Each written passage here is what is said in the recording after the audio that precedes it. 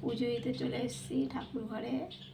দুটো গোপলু সোনাকে দেখো একই জামা পরিয়েছি দুজনকে। কেমন লাগলো এখন ফুল দিয়ে সাজাবো, তারপরে আবার দেখাচ্ছি তোমাদের। ওই দেখো বন্ধুরা, ফুল দিয়ে সাজানো হয়ে গেছে, কেমন লাগলো দেখো। দেখো মঙ্গল ঘটে গুরুদেবকে দিয়েছি, গুরুদেবকে দিলাম পদ্ম ফুলটা।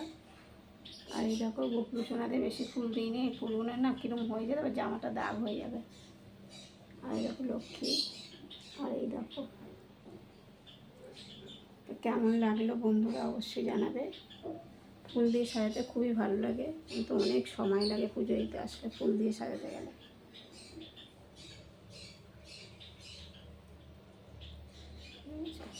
দেখো